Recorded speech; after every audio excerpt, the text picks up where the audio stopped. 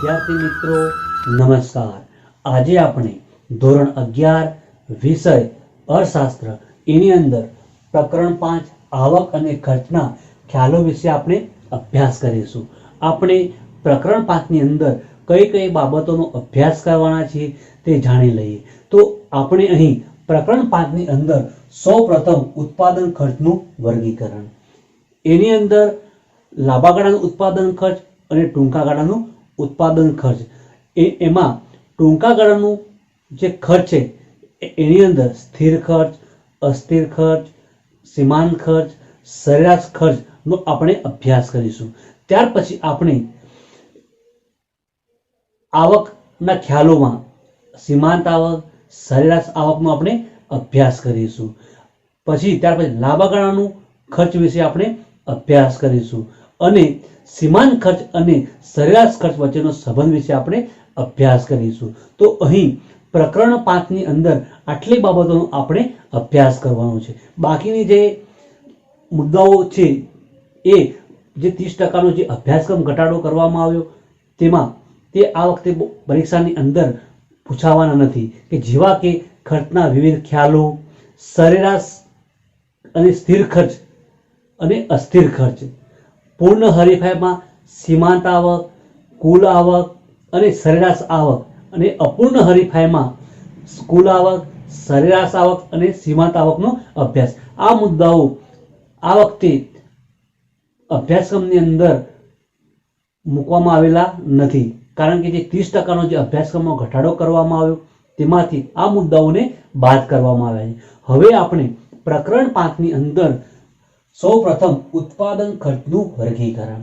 તો સૌપ્રથમ ઉત્પાદન એટલે શું? તો ઉત્પાદન એટલે કે કોઈ વસ્તુ કે સેવાનું ઉત્પાદન કરવા જે ખર્ચ કરવામાં આવે છે તેને ઉત્પાદન ખર્ચ કહેવામાં આવે છે। ફરીથી આપણે ઉત્પાદનનો અર્થ જોઈએ। કોઈ વસ્તુ કે સેવાનું ઉત્પાદન કરવા માટે જે ખર્ચ કરવામાં આવે છે તેને આપણે ઉત્પાદન ખર્ચ કહેવામાં આવે છે। ઉત્પાદન ખર્ચના બે પ્રકારો છે, એક ટૂંકા ગાળાનું ઉત્પાદન ખર્ચ અને લાંબા ગાળાનું ઉત્પાદન ખર્ચ।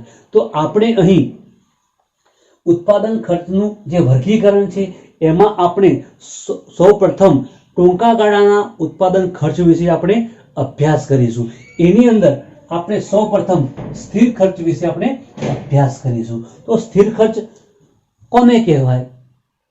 તો સમયના ટૂંકા ગાળામાં ઉત્પાદન વધે કે ઘટે કે શૂન્ય થાય પરંતુ ખર્ચમાં કોઈ પણ ફેરફાર થતો નથી, તો તેવા ખર્ચને આપણે સ્થિર ખર્ચ કહેવામાં આવે છે। સમયના ટૂંકા ગાળામાં ઉત્પાદન વધે કે ઘટે કે સ્થિર થાય પણ ખર્ચમાં કોઈ ફેરફાર થતો નથી, તો તેવા ખર્ચને આપણે સ્થિર ખર્ચ કહેવામાં આવે છે। તો સ્થિર ખર્ચમાં કોનો સમાવેશ કરી શકાય? તો કાયમી સ્ટાફનું વેતન, કારખાના મકાનનું ભાડું, મિલકત વ્યવસાય વેરાઓ, લાયસન્સ ફી, મૂડી ઉપરનું વ્યાજ, વીમાનું પ્રીમિયમ, આ વગેરે બાબતોને આપણે સ્થિર ખર્ચમાં સમાવેશ કરી શકાય। તો અહીં ફરીથી આપણે અર્થ જોઈએ કે ટૂંકા સમયગાળામાં ઉત્પાદન વધે કે ઘટે કે શૂન્ય થાય પરંતુ ખર્ચમાં કોઈ ફેરફાર થતો ન હોય તો તેવા ખર્ચને આપણે સ્થિર ખર્ચ કહેવામાં આવે છે। તો સ્થિર ખર્ચ એ OX ધરીને સમાંતર હોય છે। હવે આપણે આ સ્થિર ખર્ચને અનુસૂચિ અને આકૃતિ દ્વારા સમજવાનો આપણે પ્રયત્ન કરીએ। હવે આપણે કાલ્પનિક અનુસૂચિને આકૃતિ દ્વારા રજૂઆત આપણે કરીએ। તો અહીં ઉત્પાદનનું પ્રમાણ એકમોમાં દર્શાવવામાં આવેલું છે, કુલ સ્થિર ખર્ચનું પ્રમાણ રૂપિયામાં દર્શાવવામાં આવેલ છે। અહીં આપણે સ્થિર ખર્ચને અહીં કાલ્પનિક અનુસૂચિમાં રજૂઆત કરતી વખતે આપણે એ બાબતને ધ્યાનમાં રાખવી જોઈએ કે ઉત્પાદન નું કોઈ પણ એકમોનું ઉત્પાદન કરવામાં આવતું નથી, તો તે વખતે કુલ સ્થિર ખર્ચ 100 રૂપિયા છે। હવે ઉત્પાદન 10 એકમો કરવામાં આવે તો પણ સ્થિર ખર્ચ 100 રૂપિયા જોવા મળે છે। 20 એકમોનું ઉત્પાદન કરવામાં આવે છે તો પણ સ્થિર ખર્ચ 100 રૂપિયા જોવા મળે। 30 એકમોનું ઉત્પાદન કરવામાં આવે છે ત્યારે 100 એકમોનું સ્થિર ખર્ચ થાય છે। 40 એકમોનું ઉત્પાદન કરવામાં આવે છે તો પણ 100 રૂપિયા ખર્ચ થાય અને 50 એકમોનું ઉત્પાદન કરવામાં આવે છે તો પણ સ્થિર ખર્ચ 100 રૂપિયા જોવા મળે. એટલે કે ટૂંકમાં આપણે જોઈ શકીએ છીએ ઉત્પાદન કરવામાં આવે કે ન આવે કે વધારવામાં આવે કે ઘટાડવામાં આવે પણ સ્થિર ખર્ચ 100 રૂપિયા થાય છે. તો અહીં આપણે આ જ અનુસૂચિને આપણે આકૃતિ દ્વારા રજૂઆત કરીએ તો અહીં આપણે જોઈ શકીએ છીએ કે ઉત્પાદનનું પ્રમાણ એકમમાં એ OX ધરી પર દર્શાવીએ છીએ અને OY ધરી પર કુલ સ્થિર ખર્ચનું પ્રમાણ દર્શાવવામાં આવે છે. તો અહીં જો કોઈ પણ એકમોનું ઉત્પાદન કરવામાં આવતું નથી તો પણ સ્થિર ખર્ચ કેવું જોવા મળે? 100 રૂપિયા જોવા મળે. હવે ઉત્પાદનના એકમોનું પ્રમાણ વધે છે 50 એકમ સુધી તો પણ કુલ સ્થિર ખર્ચ કેટલું છે? 100 રૂપિયા. હવે 50 થી 60 એકમો, 50 થી 40 એકમો, 40 થી 30 એકમો, 30 થી 20 એકમો, 20 થી 10 એકમો ઉત્પાદનનું પ્રમાણ ઘટાડવામાં આવે તો પણ સ્થિર ખર્ચ સ્થિર જોવા મળે છે. હવે આપણે આ જ બાબતને આપણે આકૃતિમાં દર્શાવીએ તો અહીં આપણે 10 એકમો, 20 એકમો, 30 એકમો, 40 એકમો ને 50 એકમો. હવે આપણે OX ધરી પર ઉત્પાદનના એકમોનું પ્રમાણ અને OY ધરી પર કુલ સ્થિર ખર્ચ રૂપિયામાં દર્શાવવામાં આવેલું છે. તો અહીં આપણે Y ધરી પર 1 સેમી બરાબર 20 રૂપિયાનું સ્થિર ખર્ચ લેવામાં આવેલું છે. તો 20, 40, 60, 80 અને 100. હવે આપણે જોઈએ કે જ્યારે શૂન્ય એકમો હોય ત્યારે ઉત્પાદન ખર્ચ શૂન્ય જોવા મળે છે. 10 એકમો હોય ઉત્પાદન ખર્ચ તો પણ 100 જોવા મળે. તો અહીં આપણે જોઈ શકીએ છીએ કે 0 એકમો ઉત્પાદન કરવામાં આવે છે તો પણ કુલ સ્થિર ખર્ચ શૂન્ય જોવા મળે. 10 એકમોનું ઉત્પાદન કરવામાં આવે છે તો પણ 100 રૂપિયા સ્થિર ખર્ચ. 20 એકમોનું ઉત્પાદન કરવામાં આવે છે તો પણ 100 જોવા મળે છે. 30 એકમોનું ઉત્પાદન કરવામાં આવે તો પણ સ્થિર ખર્ચ 100 રૂપિયા જોવા મળે છે. એ જ પ્રમાણે 40 એકમોનું ઉત્પાદન કરવામાં આવે છે તો પણ સ્થિર ખર્ચ જોવા 100 રૂપિયા મળે છે અને 50 એકમોનું ઉત્પાદન કરવામાં આવે છે તો પણ સ્થિર ખર્ચ 100 રૂપિયા જોવા મળે છે. તો આ પ્રમાણે અહીં આ જે રેખા બને છે તે કુલ સ્થિર ખર્ચ રેખા પ્રાપ્ત થાય છે. તો અહીં આપણે એમ કહી શકીએ તો OX ધરી પર ઉત્પાદનનું પ્રમાણ એકમમાં દર્શાવવામાં આવેલું છે, OY ધરી પર કુલ સ્થિર ખર્ચ દર્શાવવામાં આવેલું છે. અહીં આપણે ઉત્પાદન કરવામાં આવતું નથી તો પણ 100 રૂપિયા સ્થિર ખર્ચ થાય છે. ઉત્પાદન 10 એકમોનું કરવામાં આવે છે તો પણ 100 રૂપિયા સ્થિર ખર્ચ થાય. હવે ઉત્પાદન 20 થી 30, 40 અને 50 નું કરવામાં આવે એટલે કે ઉત્પાદન વધારવામાં આવે તો પણ સ્થિર ખર્ચ 100 રૂપિયા થાય છે. ઉત્પાદન વધારવામાં આવે કે ઘટાડવામાં આવે તો પણ ઉત્પાદન ખર્ચ સ્થિર રહે છે. તો અહીં સ્થિર ખર્ચની રેખા OX ધરીને સમાંતર જોવા મળે છે જે વિકલ્પ તરીકે પૂછવામાં આવે છે. કયા ખર્ચની રેખા OX ધરીને સમાંતર જોવા મળે છે? તો સ્થિર ખર્ચની રેખા OX ધરીને સમાંતર જોવા મળે છે. તો અહીં આપણે આ પ્રમાણે સ્થિર ખર્ચનો અર્થ, અનુસૂચિ અને આકૃતિ દ્વારા આપણે આ પ્રમાણે સમજૂતી પ્રાપ્ત કરી શકીએ. હવે આપણે અસ્થિર ખર્ચ વિશે આપણે અભ્યાસ કરીએ. અસ્થિર ખર્ચ એટલે કે સમયના ટૂંકા ગાળાનું એવું ખર્ચ જ્યાં ઉત્પાદન વધતા ઉત્પાદન ખર્ચ વધે છે, ઉત્પાદન ઘટતા ઉત્પાદન ખર્ચ ઘટે છે, ઉત્પાદન ઓછું કરતા અથવા તો શૂન્ય કરતા ઉત્પાદન કરતા નથી તો ઉત્પાદન ખર્ચ શૂન્ય આવે છે. તો તેવા ખર્ચને આપણે અસ્થિર ખર્ચ કહેવામાં આવે છે. ફરીથી આપણે વ્યાખ્યા જોઈએ કે સમયના ટૂંકા ગાળામાં ઉત્પાદન વધતા જે ખર્ચ વધે છે, ઉત્પાદન ઘટતા જે ખર્ચ ઘટે છે, ઉત્પાદન શૂન્ય થતા તે ખર્ચ શૂન્ય થાય છે તો તેવા ખર્ચને આપણે અસ્થિર ખર્ચ કહેવામાં આવે છે.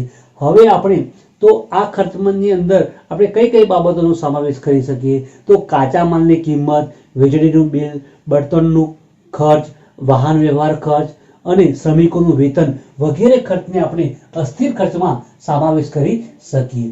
હવે આપણે આ જ બાબતને એક કાલ્પનિક અનુસૂચિ દ્વારા સમજવાનો આપણે પ્રયત્ન કરીએ.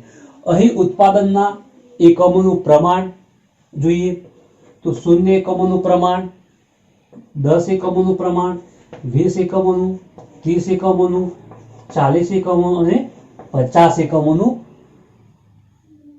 ઉત્પાદન. હવે આપણે ઉત્પાદન ખર્ચ શૂન્ય થતા જે ખર્ચ શૂન્ય થાય છે, ઉત્પાદન વધતા જે ખર્ચમાં વધારો થાય છે, 50 એકમ, 100 એકમ,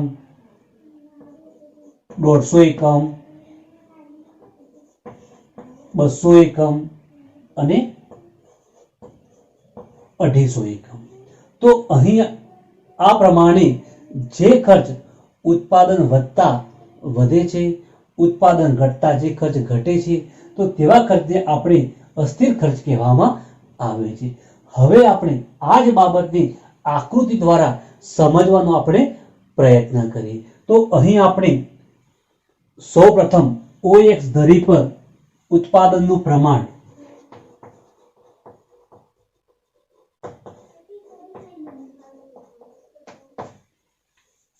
અને OY ધરી પર કુલ અસ્થિર ખર્ચ દર્શાવી દઈએ. તો ઉત્પાદનના પ્રમાણ એકમમાં હવે આપણે આ જ બાબતને ધ્યાનમાં લઈ અહીં OX ધરી પર 1 સેમી બરાબર 10 એકમોનું ઉત્પાદન દર્શાવી દઈએ.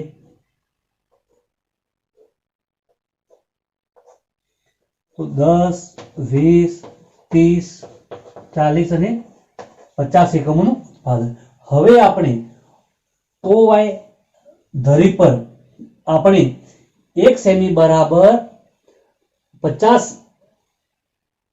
અસ્થિર ખર્ચ જોવા મળે છે. એટલે કે Y ધરી પર 1 સેમી બરાબર 50 રૂપિયાનું અસ્થિર ખર્ચ લઈ લઈએ. તો અહીં આપણે 50 એકમો, 50 રૂપિયા અસ્થિર ખર્ચ, 100 રૂપિયા, 150 રૂપિયા, 200 રૂપિયા અને 50 રૂપિયા અસ્થિર ખર્ચ જોવા મળે છે.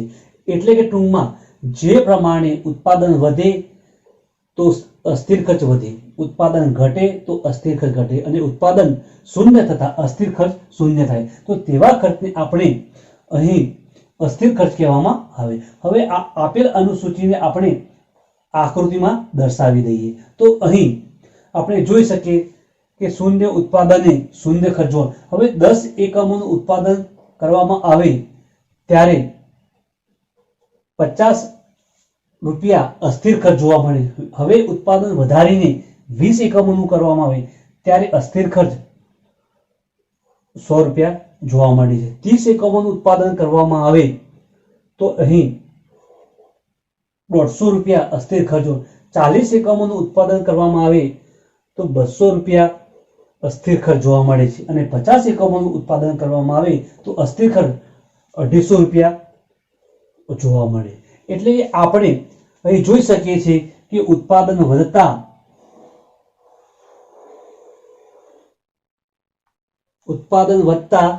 અસ્થિર ખર્ચ વધે છે, ઉત્પાદન ઘટતા અસ્થિર ઘટે છે અને શૂન્ય થતા અસ્થિર ખર્ચ ઉત્પાદન કરવામાં આવતું નથી ત્યારે અસ્થિર ખર્ચ શૂન્ય થાય. તો તેવા ખર્ચને આપણે અસ્થિર ખર્ચ કહેવામાં આવે છે. તો અહીં આ બિંદુઓને જોડતા જે રેખા તૈયાર થાય છે તે રેખાને કુલ અસ્થિર ખર્ચ રેખા કહેવામાં આવે છે. તો અહીં આપણે સમજ્યા OX ધરી પર ઉત્પાદનનું પ્રમાણ દર્શાવવામાં આવ્યું છે, OY ધરી પર કુલ અસ્થિર ખર્ચ દર્શાવવામાં આવ્યું છે. અહીં આપણે આકૃતિમાં જોઈ શકીએ છીએ કે અહીં જે કાલ્પનિક અનુસૂચિ આપવામાં આવી હતી તે આકૃતિમાં તે પ્રમાણે આપણે ઉત્પાદનનું પ્રમાણ 10 એકમો, 20, 30, 40 અને 50 એકમો દર્શાવવામાં આવ્યા. એ જ પ્રમાણે OY ધરી પર અસ્થિર ખર્ચ 50, 100, 150, 200 અને 250 દર્શાવવામાં આવે. આપણે જેમ જેમ એકમોનું ઉત્પાદન કરતા જઈએ છીએ તેમ તેમ અહીં અસ્થિર ખર્ચ વધતું જોવા મળે છે અને ઉત્પાદન ઘટતા અસ્થિર ખર્ચ ઘટે છે અને ઉત્પાદન નથી કરતા ત્યારે પણ ઉત્પાદન ખર્ચ શૂન્ય આવે છે. તો અહીં આપણે આ પ્રમાણે અસ્થિર ખર્ચ વિશે આપણે સમજૂતી પ્રાપ્ત કરી શકીએ. તો અહીં આપણે જે ટૂંકા ગાળાનું જે ખર્ચ જોવા મળતું હતું એમાં આપણે બે બાબતોનો અભ્યાસ કર્યો, સ્થિર ખર્ચ અને અસ્થિર ખર્ચ. હવે આપણે આવતા લેક્ચરની અંદર આપણે કુલ ખર્ચ કોને કહેવામાં આવે, કુલ ખર્ચની અંદર એટલે કે સ્થિર ખર્ચ અને અસ્થિર ખર્ચના સરવાળાને આપણે કુલ ખર્ચ કહેવામાં આવે છે. તો આપણે આવતા લેક્ચરની અંદર તેના વિશે આપણે અભ્યાસ કરીશું. ધન્યવાદ.